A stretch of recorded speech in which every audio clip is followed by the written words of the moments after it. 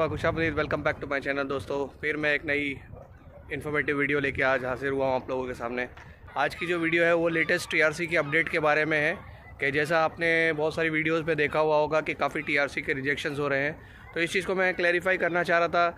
अगर याद होगा आप लोगों को तो मैंने अपनी कुछ वीडियोज़ पहले मैंने एक वीडियो बनाई थी जिसमें मैंने कहा था कि टीआरसी सबको मिलती है और मैंने कहा था कि किसी की भी टीआरसी रिजेक्ट नहीं हो रही है। तो इसी हवाले से मुझे इस चीज़ को भी क्लैरिफाई करना था कि अब तक जो है टीआरसी एक ऐसी फैसिलिटी थी वो सबको दी जा रही थी, रिजेक्शंस कहीं पर भी नहीं हो रहे थे।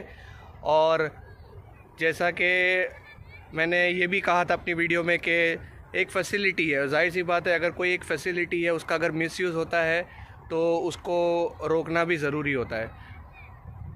हो ये रहा था कि जैसे जिसको देखो टीआरसी वगैरह बना रहे हैं और कॉन्ट्रैक्ट सेल कर रहे थे, ये सारी चीज़ें हो रही थी। अभी स्कूल छुट्टी है तो ये बच्चे पीछे खेलते हुए दिखाई देंगे आपको गार्डन के अंदर। तो हो ये रहा था कि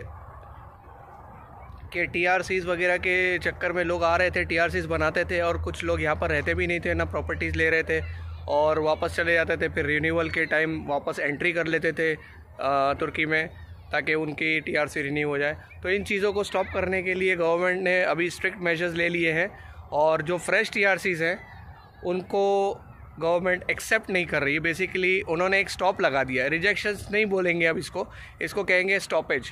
तो गवर्नमेंट ने अभी टीआरसी बिल्कुल कम्प्लीटली स्टॉप कर रखी है। तो अगर आप लोग जो आना चाहते हैं टर्की में या सेटल होना चाहते हैं तो प्लीज़ अभी फ़िलहाल में अपने प्रोग्राम्स को पोस्टपोन कीजिए और अपने जो प्लान्स हैं उसको होल्ड पे रखिएगा और अगले कुछ महीनों तक हो सकता है कुछ चेंजेस आए, गवर्नमेंट कुछ लीनियंसी करे अपने रूल्स के अंदर। अगर आप तैयार हैं कि आपने तुर्की में जाके प्रॉपर्टी लेनी है और इन्वेस्ट करना है प्रॉपर्टी में, तब आप ज़रूर आएँ। अगर आपका इरादा टीआरसी का है कि आप आके 1 साल देखेंगे टीआरसी लेके, उसके बाद में आप सोचेंगे, डिसाइड करेंगे कि आपके प्लान्स किस तरह से वर्कआउट करते हैं, आपको प्रॉपर्टी लेनी है या नहीं लेनी है।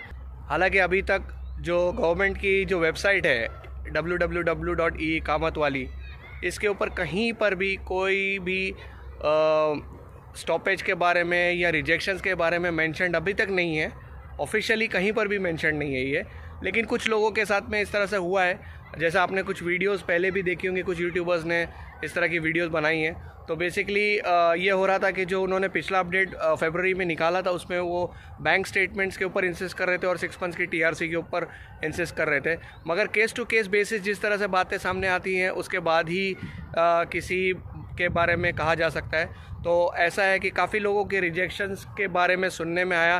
तो जो भी लोग एशियन कंट्रीज़ से यहाँ पर तुर्की में आना चाहते हैं टीआरसी लेकर सेटलमेंट के इरादे से, तो फ़िलहाल में प्लीज़ अपने प्लान्स को स्टॉप करें और पोस्टपोन करें कुछ दिनों के लिए या कुछ महीनों के लिए, ताकि अगली कॉन्क्रीट इन्फॉर्मेशन जब गवर्नमेंट की तरफ से कोई रिलीज़ होती है तो आपको उसकी क्लैरिटी मिल सके। तो दोस्तों ये होगा कि अगर आप प्लान करते हैं और टीआरसी के चक्कर में आते हैं तो आपका काफ़ी नुकसान हो सकता है और 5-6 लाख रुपए का नुकसान में आप आ सकते हैं। तो इसके लिए थोड़ा सा बैठ के इंतज़ार करें, वेट करें गवर्नमेंट की अगली अपडेट आने का। हो सकता है कि फिर टीआरसी के अंदर कुछ थोड़ी सी लीनियंसी गवर्नमेंट करे और आपके टीआरसी इसको एक्सेप्ट कर लिया जाए। फ़िलहाल में स्टॉपेज लग चुका है, कम्प्लीटली टीआरसी इसको बंद कर दिया गया है। हाँ, अगर आपका इरादा है कि आपने डिसीजन ले लिया कि आपने रहना ही है तुर्की में, तो आप प्रॉपर्टी के हवाले से तैयार होकर आएँ ताकि आप आते ही साथ प्रॉपर्टी ले लें या आप बिज़नेस रजिस्टर करें और बिज़नेस के ऊपर आप अपनी टीआरसी अप्लाई करें। तो ये थी कुछ इन्फॉर्मेशन टीआरसी के स्टॉपेज को लेके जो मुझे आप लोगों के साथ शेयर करनी थी। तो मैं बहुत जल्द आप लोगों को अगली अपडेट जब आती है, टीआरसी अगर ओपन होती है तो मैं आपको ज़रूर वीडियो के थ्रू बताऊंगा। मिलता हूं फिर किसी अगली वीडियो के साथ, तब तक अपना ख्याल रखें, टेक केयर, बाय बाय।